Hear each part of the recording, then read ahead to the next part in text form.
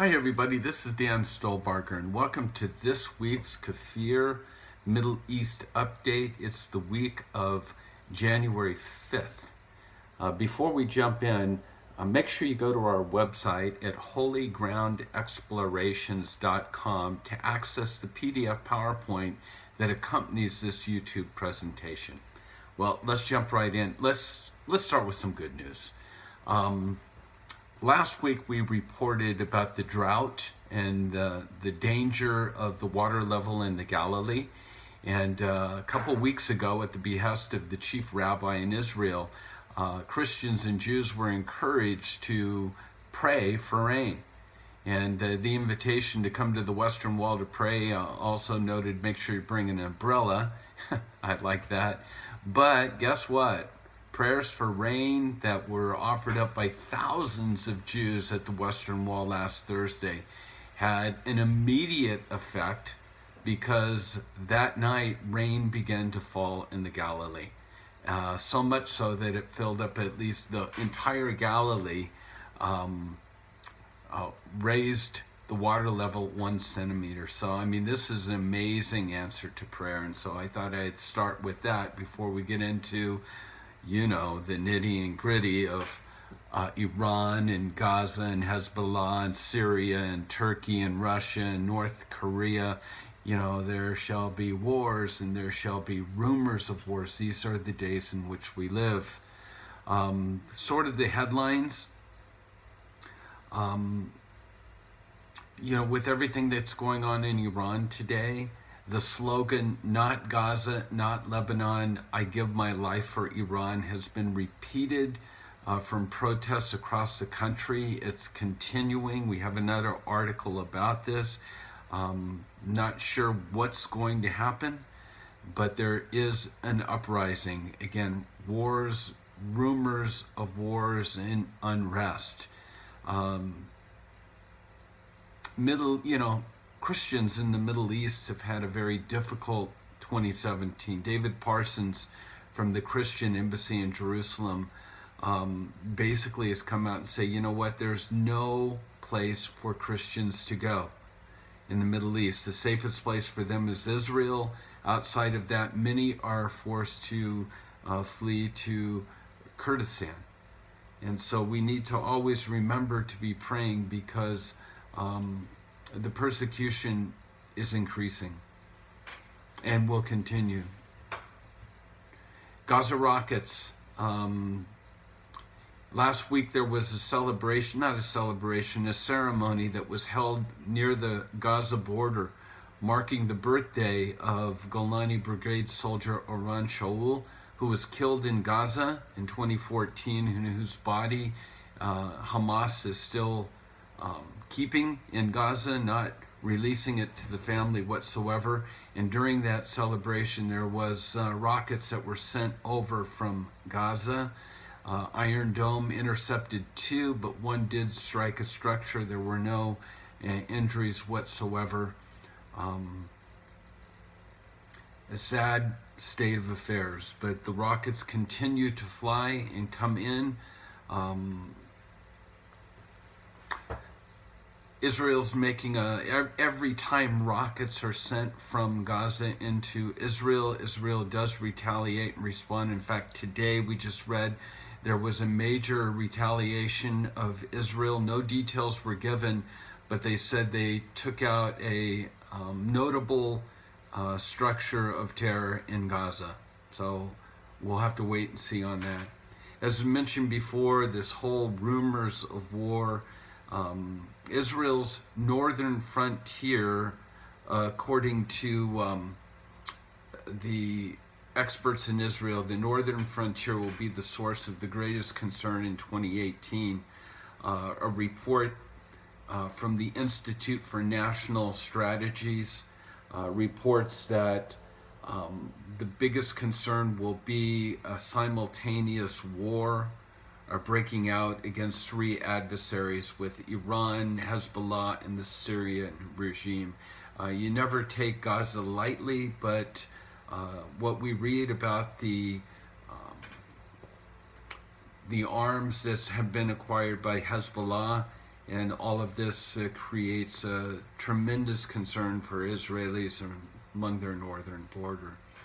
The whole thing with Syria, I found this article interesting. It said the Israelis were concerned that with everything that's going on, that the U.S. was planning to remove their presence from Syria. And so when asked on December 12th with the White House, what's the status, what's going to take place, an unnamed U.S. official basically told Channel 10 in Israel, we, the U.S., are staying in Syria, both with our troops and with regards to our involvement in any future diplomatic deal in the country. So that was a relief to Israelis to know that the U.S. wasn't just pulling out. You know, there's been some talk about this whole embassy being moved to Jerusalem, and you know, the concept of a two-state solution being that, well, you know, just because our embassies moved there doesn't mean the Palestinians can't have their capital in eastern Jerusalem. But there's a bill that just went through with 2/3 support in the Knesset. Put it this way, a bill requiring 2/3 Knesset majority in order to cede any part of Jerusalem has passed its major hurdle. The bottom line is that Jerusalem will never be on the negotiating table. The state of Israel will not allow for the establishment of a Palestinian capital or a Palestinian state with the capital in Jerusalem. So this pie in the sky by and by, why can't we just all get along? Let's just divide Jerusalem up and everybody will be happy. That ain't gonna happen. And then, of course, recently with Trump's move, the embassy whole debacle or whatever, he's now tweeting his concerns against the Palestinians. He says basically we pay them hundreds of millions of dollars and we get no appreciation or we get no respect.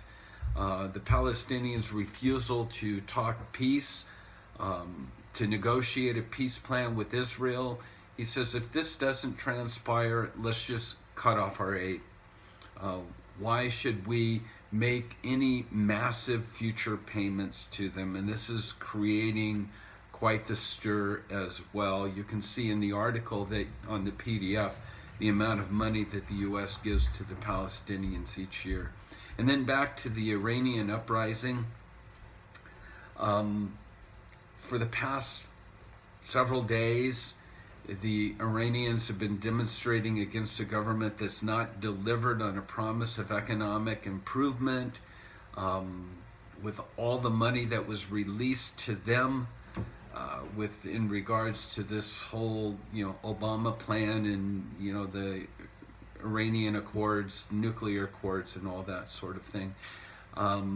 We're seeing rioting, we're seeing people that are more concerned, asking why are we so concerned about Hezbollah and Syria and funding all the major terrorist groups in the world while our people's economy and, we're dying here. We need our government to take care of the Iranian people. This is kind of the gist of everything that's going on.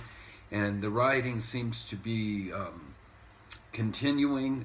Trump has come out and supported the opposition whatsoever, but let's not be naive. The regime will weather this latest round of protests.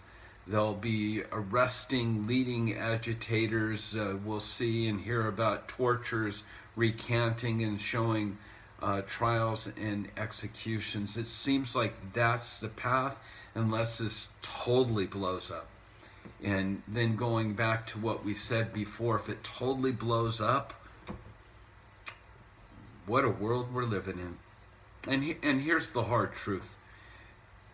This is an article, this is an Israeli perspective by Dr. Mordecai Kedar.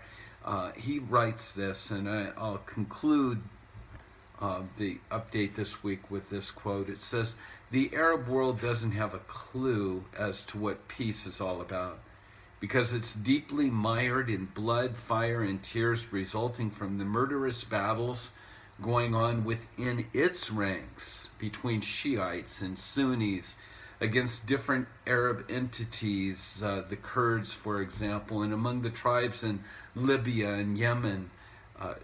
He concludes his statement by saying, try a peace process among yourselves first. And when that actually comes about, then Israel will consider joining that. Something to think about. Well, on a lighter note, on a more positive note, I do have one last weekly quote from our friend Lisa Miara in Springs of Hope. I love this. Her quote just simply says, "It's impossible," says pride. "It's risky," says experience. "It's pointless," said reason. "Give it a try," whispered the heart. 2018.